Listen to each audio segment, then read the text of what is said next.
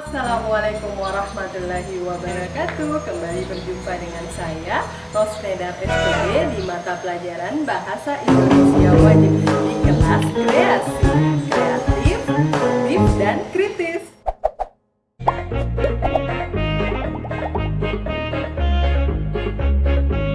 Bismillahirrohmanirrohim. Baik anak, hari ini kita akan membahas tentang materi baru, yaitu tentang anekdot. Nah, di video pembelajaran berikut ini saya akan memaparkan dua KD sekaligus, yaitu KD pengetahuan dan KD keterampilan. Baik, diperhatikan bunyi KD-nya. KD pengetahuan yaitu 3.3 mengevaluasi teks anekdot dari aspek makna tersirat. Nah, mengevaluasi itu maksudnya adalah memberikan penilaian. Nah, ini bisa juga dengan menganalisisnya. Nah, yang dianalisis itu adalah makna tersiratnya.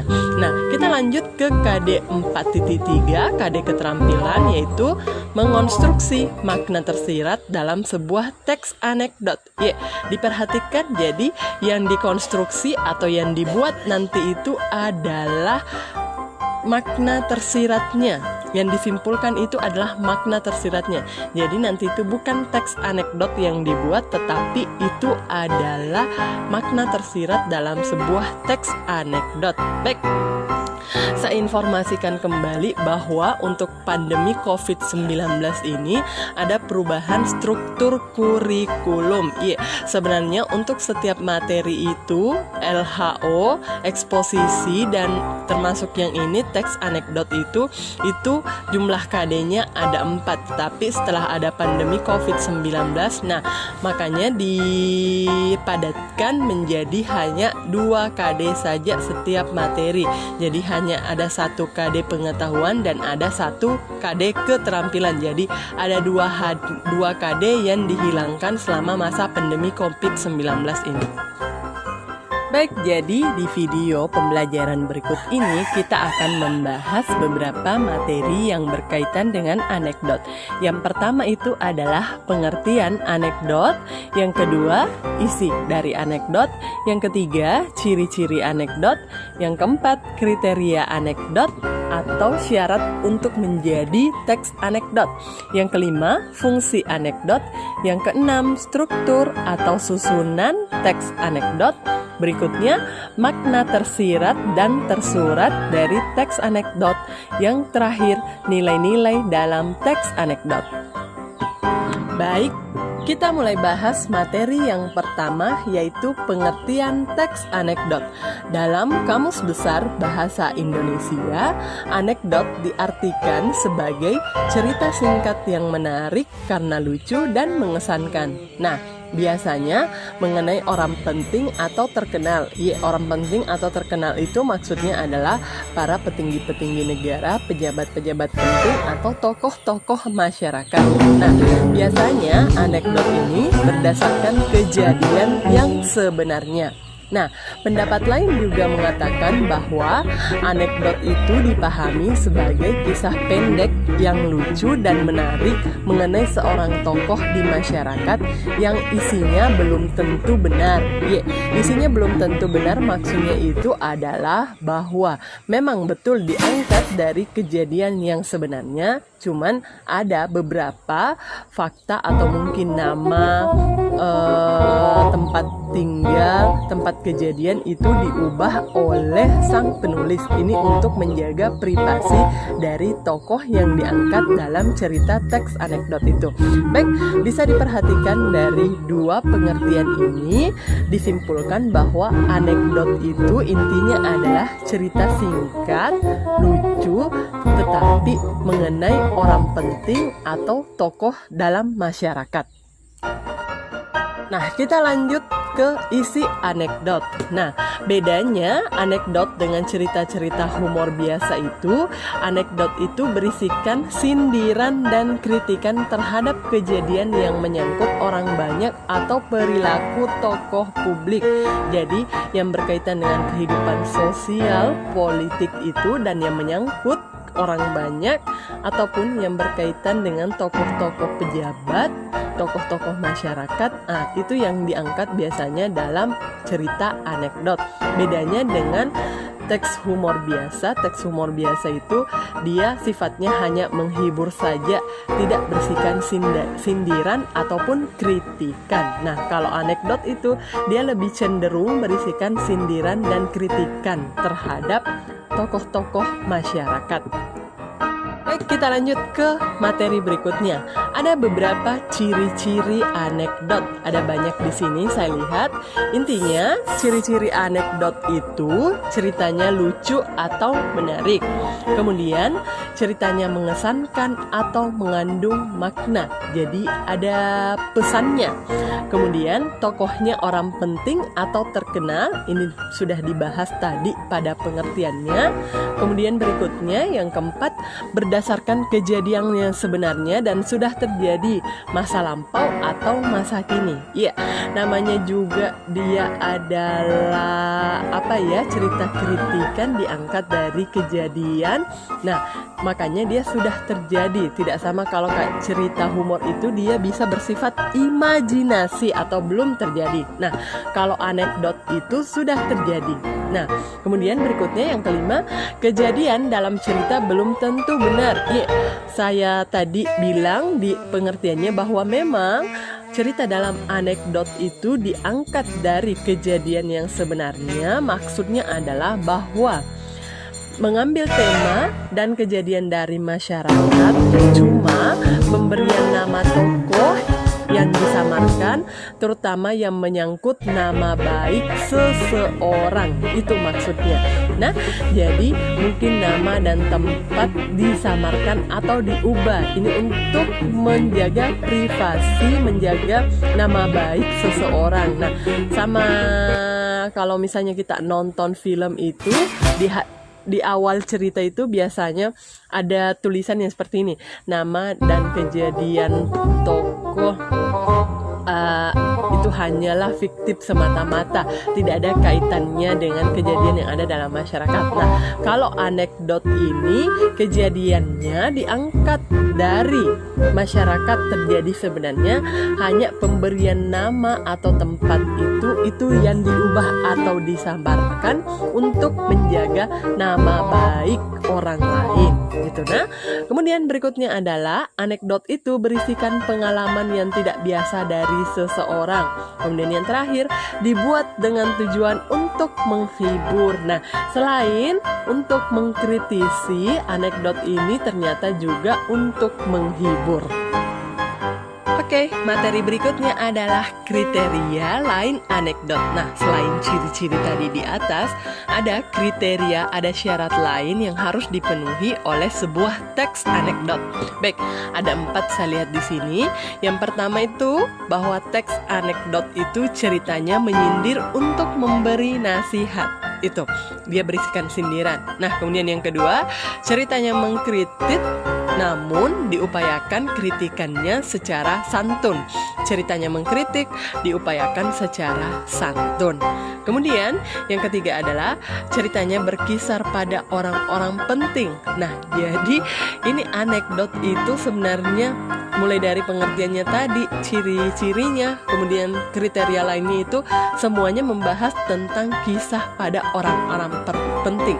Jadi ini fokusnya, prioritasnya itu adalah pada tokoh-tokoh masyarakat, misalnya presiden, menteri-menterinya, orang-orang penting. Tuh. Yang terakhir adalah cerita disajikan dengan tujuan tertentu. Maksudnya adalah bahwa selain untuk menghibur, tetapi cerita dalam anekdot itu ya biasanya untuk misalnya untuk memperbaiki kondisi sosial masyarakat itu, supaya untuk membuka, memberikan gambaran kepada masyarakat tentang pejabat-pejabat, tentang orang-orang penting yang ada di negeri ini, di negeri tersebut. Oke, baik. Ini kriteria lain dari sebuah anekdot. Iya, mungkin sering kita perhatikan jika ada perilaku-perilaku pejabat Ya, biasa dibuatkan meme ya. Meme itu adalah gambar-gambar lucu yang banyak beredar di Instagram atau di manakah itu. Nah, bisa ini meme-meme tersebut itu kalau itu kan berisikan kritikan atau sindiran juga. Nah, kalau anekdot ini kritikan atau sindirannya itu dia berbentuk cerita. Baik, fungsi lain atau fungsi teks anekdot itu adalah fungsi komunikasi teks anekdot adalah untuk menyampaikan kritik terhadap kejadian yang menyangkut orang banyak atau perilaku tokoh publik. Jadi, itu tadi selain fungsinya untuk menghibur, fungsi lainnya adalah atau tujuan lainnya adalah untuk menyampaikan kritik terhadap kejadian yang menyangkut orang banyak atau perilaku tokoh publik. Gunanya adalah untuk memperbaiki tatanan hidup politik sosial masyarakat dalam masyarakat, terutama yang berkaitan dengan perilaku tokoh-tokoh publik yang menjadi panutan dalam suatu masyarakat. Baik, sekarang kita masuk ke intinya, yaitu struktur teks anekdot. Walaupun dalam KD 2KD tadi itu tidak ada yang membahas tentang struktur teks anekdot, tetapi anak tidak apa-apa kita pelajari struktur atau bagian-bagian dari teks anekdot. Di sini ada 5. Yang pertama itu adalah abstrak. Abstrak itu adalah, saya informasikan lagi bahwa sama di teks LHO dan teks eksposisi ada strukturnya. Nah, demikian juga dengan di anekdot. Yang pertama itu adalah abstrak. Abstrak adalah bagian di awal yang berfungsi memberi gambaran tentang isi teks. Nah, biasanya bagian ini menunjukkan hal unik yang akan dipaparkan dalam teks. Jadi ceritanya ini abstrak adalah pengantarnya.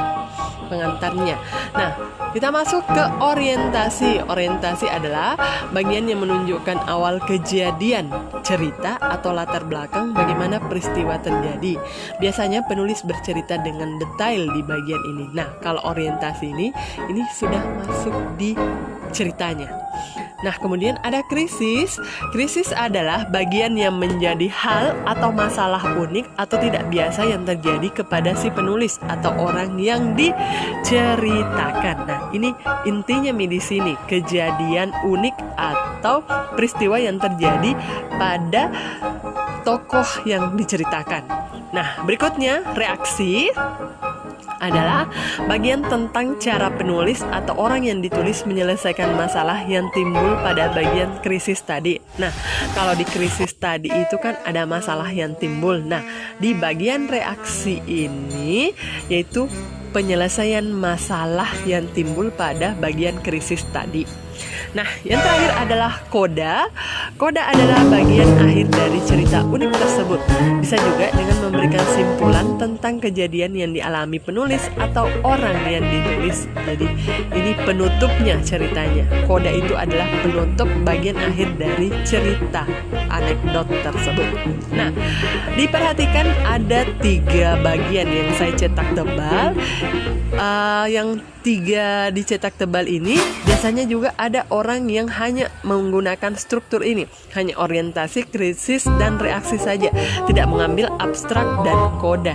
Jadi yang 3 bagian ini yang sering juga dipakai oleh orang untuk menulis teks anekdot. Tetapi sebenarnya teks anekdot itu strukturnya ada 5 bagian, yaitu dimulai dari abstrak, orientasi, krisis, reaksi, dan koda.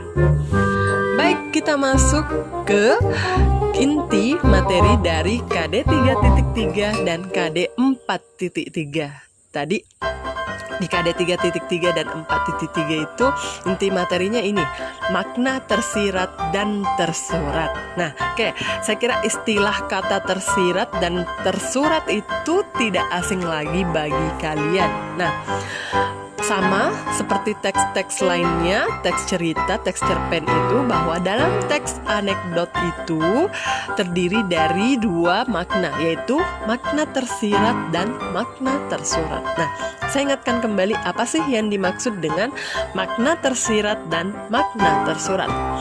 Oke, kita mulai dari makna tersurat. Makna tersurat itu diperoleh dengan memaknai isi teks dengan memperhatikan pemilihan kata, struktur, dan dialog yang dibawakan tokoh-tokohnya. Jadi ini maknanya itu diambil dari teks yang tampak saja, bisa dari pemilihan katanya, strukturnya, kemudian pembicaraan yang disampaikan oleh tokoh-tokohnya. Itu adalah makna tersurat. Jadi bisa dianalisis dari hal yang tampak. Nah, kalau tersirat, makna tersirat itu diperoleh dari latar belakang adanya teks dan nilai didik. Nah, makna tersirat ini diambil dari peristiwa atau kisah yang melatar belakangi dibuatnya teks ini. Jadi makna tersirat ini tidak tampak dalam cerita, tetapi dibutuhkan penelusuran yang mendalam terkait dengan latar belakang kejadian dari cerita anekdot tersebut. Ini biasa kita jumpai misalnya dalam cerita cerpen ya, atau novel. Nah, ada makna tersuratnya, ada makna tersiratnya. Nah, kalau makna tersurat itu bisa kita ambil dari teks cerpen tersebut. Nah, kalau makna tersiratnya bisa kita telusuri dari latar belakang diangkatnya cerita tersebut.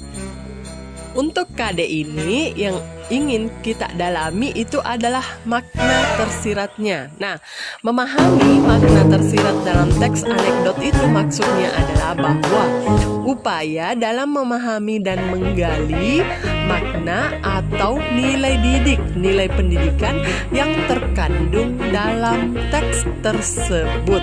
Itu. Jadi nilai-nilai yang ada di balik cerita teks anekdot tersebut. Itu maksudnya adalah bagaimana kita memahami makna tersirat dalam sebuah teks anekdot.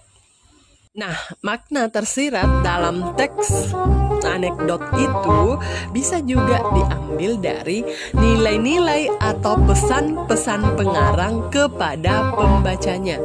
Nilai-nilai atau pesan pengarang kepada pembacanya. Jadi, itu makna tersirat tadi di situ yang kita bisa ambil adalah nilai-nilai atau pesan yang ingin disampaikan oleh pengarang kepada pembacanya. Nah, kita sudah masuk ke nilai-nilai yang ada dalam sebuah teks anekdot. Tadi kan dikatakan bahwa untuk memahami makna tersirat, kita bisa melihat nilai-nilai atau ajaran-ajaran moral, pesan-pesan yang ingin disampaikan dalam teks anekdot tersebut. Nah, ada beberapa nilai-nilai yang bisa kita temukan dalam sebuah teks anekdot. Yang pertama ada namanya nilai agama. Saya ingatkan kembali bahwa nilai-nilai ini bisa juga kita temukan pada teks-teks cerita yang lainnya, termasuk novel, cerpen, hikayat, cerita rakyat, dan teks-teks cerita lainnya ya. Itu. Baik, kita mulai dari nilai agama. Nilai agama itu adalah nilai yang berhubungan dengan ajaran agama. Kemudian, tentang perintah untuk melaksanakan sholat 5 waktu, agama, perintah untuk menyembah Tuhan, mempercayai Allah Subhanahu wa Ta'ala, itu adalah nilai agama. Kemudian ada juga nilai moral. Nilai moral yaitu nilai yang berhubungan dengan budi pekerti, baik dan buruk. Jadi moral itu ada dua, ada moral baik dan ada moral buruk. Dan yang ketiga adalah nilai budaya. Budaya itu adalah kebiasaan.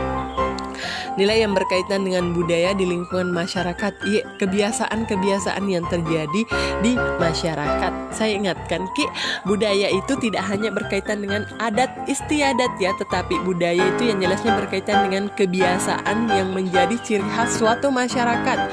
Saya contohkan, di Jepang, budayanya mereka itu adalah membaca, karena itu menjadi sebuah membaca itu sudah menjadi kebudayaan atau budaya mereka, karena itu sudah menjadi kebiasaan masyarakat Jepang itu.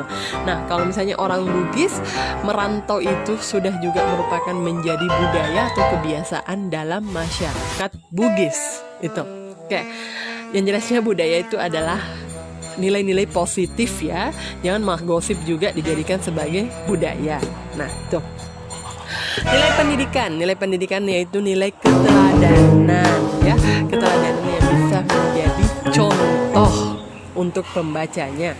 Nah, ada juga nilai politik kebangsaan, yaitu nilai yang berkaitan dengan kehidupan berbangsa dan bernegara. Berikutnya, nilai sosial, yaitu nilai yang berhubungan dengan kehidupan sosial. Dan yang terakhir itu adalah, saya jelaskan tadi itu nilai sosial itu saling membantu, saling menolong. Dalam kehidupan bermasyarakat itu adalah nilai sosial. Ada yang terakhir, nilai estetika, yaitu nilai yang berkaitan dengan keindahan dalam unsur intrinsik karya sastra. Ini yang terakhir, nilai estetika. Ya, nilai estetika ini jarang dibahas kayaknya ya. Orang lebih cenderung ke nilai agama, moral, budaya, pendidikan, politik, dan kehidupan sosial. Baik anak, demikian tadi penjelasan materi tentang teks anekdot. Jadi saya ulangi kembali bahwa di KD ini kita membahas 2 KD secara langsung, yaitu KD 3.3 dan KD 4.3, mengevaluasi teks anekdot dari aspek makna tersirat dan mengonstruksi makna tersirat dalam sebuah teks anekdot. Baik, demikian untuk video pembelajaran berikut ini. Terima kasih atas perhatiannya. Selamat belajar dan wassalamualaikum warahmatullahi wabarakatuh.